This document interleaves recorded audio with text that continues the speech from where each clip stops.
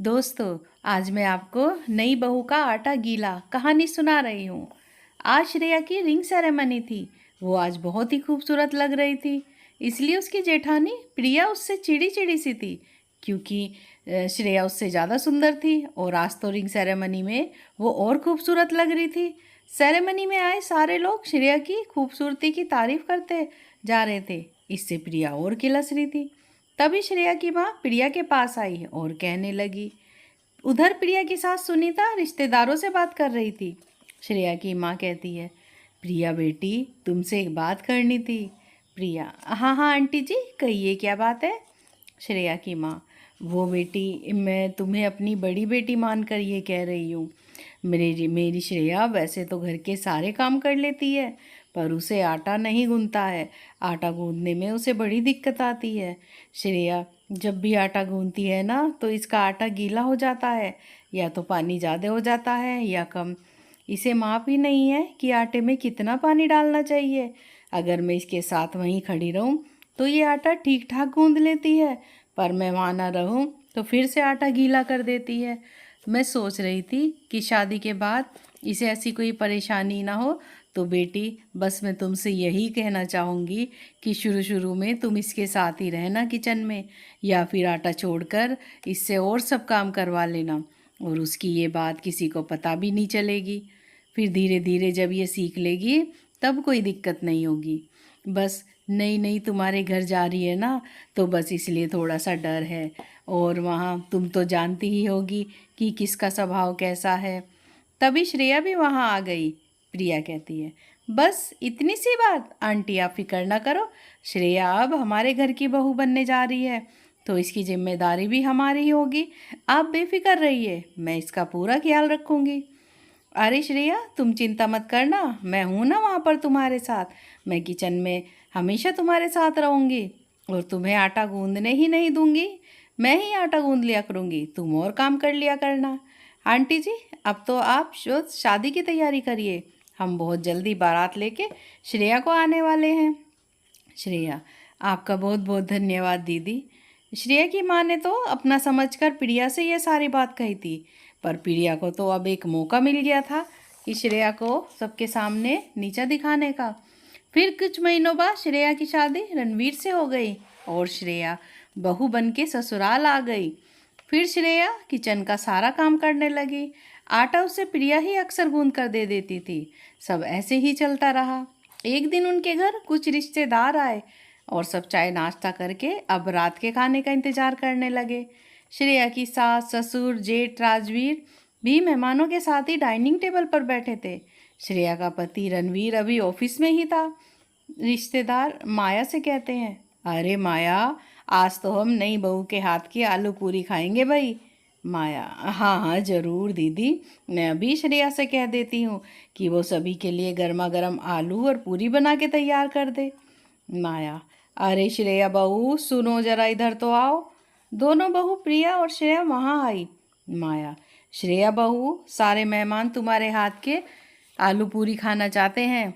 सभी को बड़ी इच्छा है कि वे नई नई बहू के हाथ का खाना खाएं, और तुम अपने हाथों का खाना बनाकर सबको खिलाओगी तो सारे मेहमान खुश होंगे, और इससे हमारा मान भी बढ़ेगा। अब अच्छी और स्वादिष्ट सी आलू पूरी बना लो। और प्रिया बहू, तुम भी किचन में चली जाओ और श्रेया की मदद करो। दोनों काम करोगी तो काम जल्दी हो जाएगा। फिर प्रिया भी श्रेया के साथ किचन में चली गई। प्रिया, अब तो अच्छा मौका आया है श्रेया को नीचा दिखाने का। अभी घर में मेहमान भी आए हुए हैं, बड़ा मज़ा आएगा जब सारे मेहमानों के सामने इसका आटा गीला होगा और सबके सामने इसकी बेइज्जती होगी। ऐसा करती हूँ, कुछ बहाना बनाकर किचन से निकल जाती हूँ। क्या करूँ क्या करूँ, हाँ, वॉशरूम जाने का बहाना बना देती हूँ। अरे श्रेया, तुम आटा छानो, तब तक मैं वॉशरूम होके आती हूँ। श्रेया, जी दीदी, पर आप जल्दी आ जाना, आपको पता है ना कि मुझसे आटा गीला हो जाता है।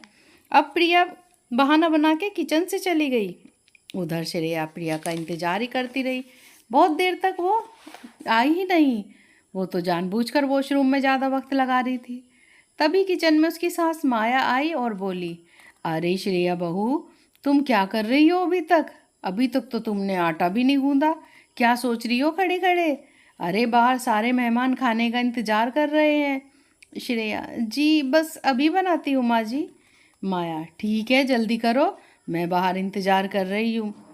श्रेया, प्रिया दीदी पता नहीं कहाँ चली गई, उन्हें काफ़ी देर हो गई गए हुए। अब मैं क्या करूँ, लगता है अब मुझे ही आटा गूंदना होगा, बाहर सारे लोग खाने का इंतज़ार कर रहे हैं। फिर श्रेया खुद ही आटा गूंदने लगी, पर हुआ वही जिसका उसे डर लग रहा था। उसका आटा गीला हो गया क्योंकि उसने आटे में पानी ज़्यादा डाल दिया था। अब श्रेया डर के मारे रोने लगी। तभी वहाँ रणवीर आता है और वो कहता है, अरे क्या हुआ श्रेया, तुम रो क्यों रही हो? सब ठीक तो है ना? तुम्हारी तबीयत तो ठीक है? रोने की आवाज़ सुनकर उसकी सास माया भी वहाँ आ गई। माया, अरे बहू तुम रो क्यों रही हो? श्रेया, मुझे माफ़ कर दीजिए माँ जी, मैं किचन में सारे काम कर लेती हूँ पर मुझसे आटा नहीं गूंथता है, मेरे से आटा गीला हो जाता है। मैंने कितनी कोशिश की आटा अच्छा गूंथने की पर मेरे से गूंथता ही नहीं। मैं जब मेरी माँ साथ रहती थी तो मैं सही आटा गूंथ लेती थी, पर अकेले में अक्सर आटा गीला कर देती थी। मेरी माँ ने प्रिया दीदी को ये सारी बात बताई थी, पर पता नहीं इस समय दीदी कहाँ चली गई। जब वो नहीं आई तो मैं खुद ही आटा गूंदने लगी। माया, अरे अरे बहू, ये बात तो तुम मुझसे कह सकती थी, मैं किस लिए हूँ फिर? रणवीर, पर इस समय भाभी कहाँ चली गई? इस समय उन्हें यहाँ होना चाहिए था। ये बात मुझे माँ कुछ ठीक नहीं लग रही। माया, बेटे रणवीर अभी तू चुप रह, इस बारे में बाद में बात करेंगे जब सारे मेहमान चले जाएंगे। देखो बहू, सुनो अब ध्यान से, जब आटा बहुत गीला हो जाए और आटे में पानी ज़्यादा हो जाए तो उसमें थोड़ा सूखा आटा मिला लेना चाहिए और फिर धीरे धीरे उसको गूंदना चाहिए और धीरे धीरे आटा गूंदने लगता है। और अगर कभी ये लगे कि आटा ज़्यादा गीला होने के कारण तुम्हारे हाथों पर भी चिपक रहा है तो ज़रा सा घी अपनी उंगलियों पर लगाकर आटे पे लगा देना चाहिए।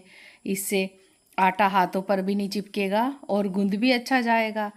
देखना कुछ ही दिनों में मैं तो तुम्हें बढ़िया आटा गूंदना सिखा दूंगी। चलो अब इस गीले आटे को सही करो, मैं यहीं पर खड़ी हूँ और मुझे ये पता है कि तुम अब कोई गलती नहीं करोगी। मेरी बहू बहुत समझदार है।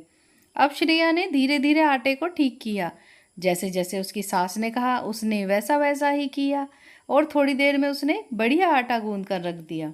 अब प्रिया भी किचन में आ गई, पर अभी तो सास ने उसकी कुछ नहीं कहा और ना ही श्रेया ने। पर जब सब मेहमान खाना खा के चले गए तब माया ने कहा प्रिया से, प्रिया बहू तुमने आज बहुत गलत किया। अरे तुम्हें श्रेया की माँ ने बताया था ना कि श्रेया को आटा गूंदना नहीं आता, तो तुम जानबूझकर आटा गूंदने की जिम्मेदारी श्रेया को देकर कुछ घंटों के लिए बाथरूम में जाके बैठ गई ताकि तुम्हें कोई कुछ ना कह सके। अरे ऐसे मैंने तुम्हारी कितनी बातों को इग्नोर किया है। तुम्हें याद है ना, जब तुम नई नई आई थी तो मैंने तुम्हें कढ़ी बनाने को कहा था, पर तुमने तो मट्ठे में एक बाल्टी पानी डाल दिया था। उस समय मैंने तुम्हें नई नई समझकर कुछ भी नहीं कहा था। प्रिया का पति भी कहता है, माँ बिल्कुल सही कह रही है श्रेया, मुझे तुम्हारा ये बर्ताव श्रेया के साथ अच्छा नहीं लगा, ये बहुत बुरा है। उसके ससुर भी कहते हैं, अरे बहू तुम्हें तो श्रेया के साथ छोटी बहन की तरह रहना चाहिए। अगर इसकी जगह तुम्हारी अपनी सगी बहन होती क्या तुम फिर भी ऐसे ही करती क्या? रणवीर भी कहता है, भाभी आप मुझे अपना छोटा भाई कहती हो ना, फिर श्रेया को आपने अपना क्यों नहीं माना? इसका मतलब तो ये हुआ कि आपका यहाँ पर कोई अपना है ही नहीं, हम तो सब तो आपके लिए पराए हैं पराए। सारे घर वालों की बात सुनकर प्रिया की आंखों में आंसू आ गए और वो रोने लगी। अब उसे अपने किए पर बहुत पछतावा हो रहा था कि गुस्से और चिढ़ के कारण वो सबसे कितनी बुरी बन गई थी। प्रिया, नहीं नहीं, आप सब मेरे अपने हो, श्रेया मेरी अपनी बहन की तरह है, मुझे माफ़ कर दो श्रेया, अब से मैं तुम्हारे साथ कभी ऐसा व्यवहार नहीं करूँगी। मैं तुमसे वादा करती हूँ, मुझसे बहुत बड़ी भूल हो गई, पर अब से मैं जब भी तुम्हें मेरी सहायता की ज़रूरत होगी मैं तुम्हारे साथ ही रहूँगी। श्रेया, धन्यवाद दीदी, और आपको भी जब भी मेरी ज़रूरत होगी तो मैं भी आपके साथ रहूँगी। अब प्रिया को समय रहते समझ आ गई और अब दोनों देवरानी जिठानी मिलजुल कर खुशी खुशी रहने लगी थी। दोस्तों, अगर आपको ये कहानी पसंद आई हो तो like share comments and subscribe ज़रूर करें। Thanks for watching.